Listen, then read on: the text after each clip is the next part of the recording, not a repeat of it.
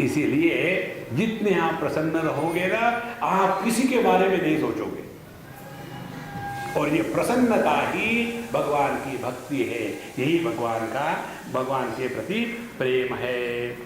तो पोषणम स्वेन रूपेण वैकुंठे त्वं करोषि च भूमौ भक्त विपोषाय छाया रूपम त्वया कृतम। इस प्रकार से इस पृथ्वी लोक पर सबका पोषण करने के लिए तुम्हारे साथ मुक्ति को तुम्हारी दासी बन करके दे दिया, और यह जो ज्ञान वैराग्य है तुम्हारे पुत्र के रूप में दे दिया। तो 3 युगों तक मुक्ति तुम्हारे साथ तुम्हारी सेवा करती रही। लेकिन जैसे कली आ गया, कलौ मुक्ति क्षयं प्राप्ता पाखंडामय पीड़िता त्वज्ञानया गतम शीघ्रम वैकुंठैव पुनरेव सा। लेकिन जैसे कलयुग आ गया, पाखंड बढ़ गया है, और उस पाखंड के बढ़ जाने के कारण अब यह मुक्ति है। उसने कहा कि मुझे कलयुग में नहीं रहना, मुझे वैकुंठ में जाने की आज्ञा दो। मुक्ति यहाँ से भाग गई, अब कलयुग में केवल भक्ति ही भक्ति है। और जब हम आगे जाकर के सूक्ष्मता से विचार करेंगे तब पता चलेगा मुक्ति माने क्या, भक्ति माने क्या।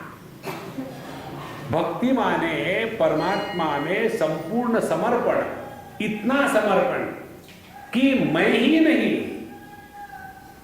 और मुक्ति माने क्या, मैं से जो मुक्ति है वो मुक्ति है। इसीलिए अंतिम स्थिति में जाकर के जब हम देखेंगे तो भक्ति और मुक्ति दोनों एक ही सिक्के के 2 बाजू है। तो जब तक हम उस स्थिति पर नहीं पहुंचते तब तक के हमको यह भक्ति की साधना ही करनी है। इसीलिए उपेक्षा तो कलौ मंदो वृद्धौ जातो सुतौ तव तथापि चिंता मुंचत्वम उपायम चिंतयाम्यहम्। अब मैं एक प्रार्थना करता हूँ, प्रतिज्ञा करता हूँ कि तुम्हारे जो बच्चे हैं उपेक्षा के कारण ज्ञान वैराग्य एकदम बूढ़े हो गए हैं। अब मैं बिल्कुल प्रतिज्ञा करता हूँ, ये भगवान का बड़ा प्रसिद्ध वाक्य है, कलीना सदृशो कोपि युगो नास्ति वरानने तस्मिन् त्वां स्थापयिष्यामि गेहे गेहे जने जने। कलियुग के समान और कोई भी समय नहीं है। इसीलिए हे वरानने, हे भक्ति, मैं अब ये प्रतिज्ञा करता हूँ कि संपूर्ण विश्व में हरेक के घर में, हरेक के हृदय में मैं भक्ति की स्थापना करूंगा। लेकिन भक्ति क्या है, प्रसन्नता। भक्ति क्या है, नो कंप्लेन। भक्ति क्या है, हर में सद्गुण देखना। भक्ति क्या है कि किसी भी हालत में मस्त रहना, यही भक्ति है। देखो, केवल भागवत की कथा हो रही है, उस समय में साथ मिला करके नाचेंगे कृष्ण कृष्ण कर करके। उसके बाद जब गए और कार में बैठे और वहां ड्राइवर के साथ कुछ गलती हो गई, उसको गाली देना शुरू कर दिए, चाटा लगा दिया नौकर को। ये भक्ति नहीं है, ये भागती है, रुकती नहीं महाराज। भक्ति का अनुभव अखंड है, भक्ति करनी नहीं पड़ती। जैसे प्रेम किया नहीं जाता,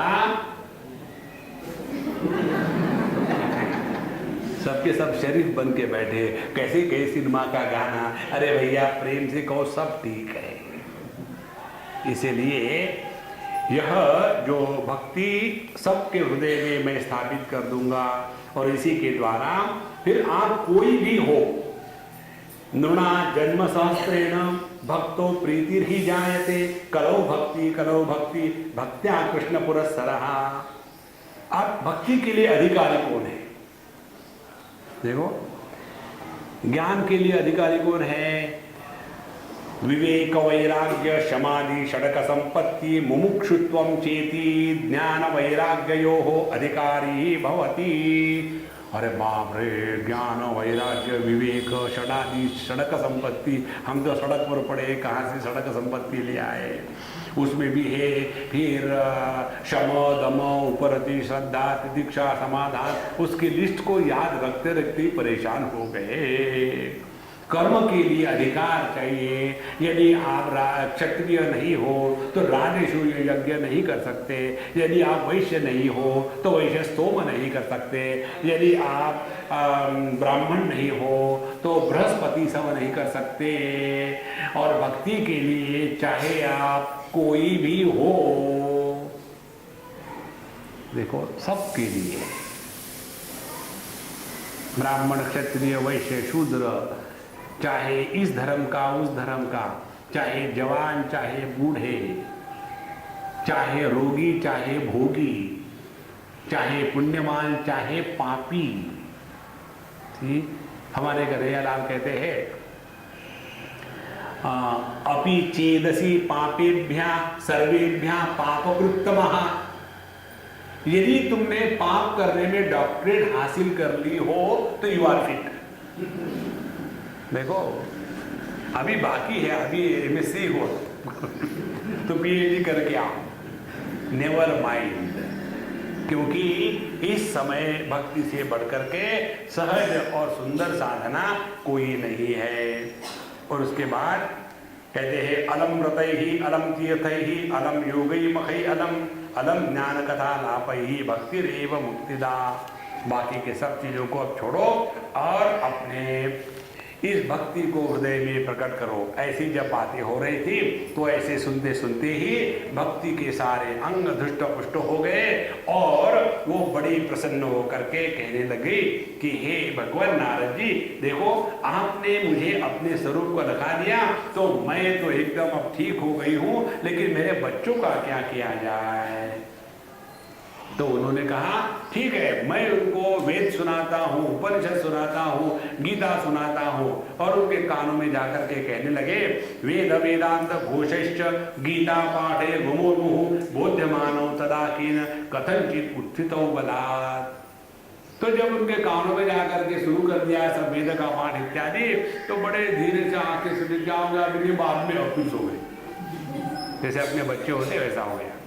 तो अब क्या करे, कैसे करे, उन्होंने बड़ा विचार किया कि अब क्या किया जाए। तो उनको एकदम आकाशवाणी से खबर सुनने को मिली। उस समय भी आकाशवाणी होती थी और उनको कहा गया कि देखो इसमें कुछ सत्कर्म करो, सत्कर्म से ये ठीक हो जाएंगे। लेकिन सत्कर्म क्या करे ये उनको पता नहीं चला। तो जब उनको पता नहीं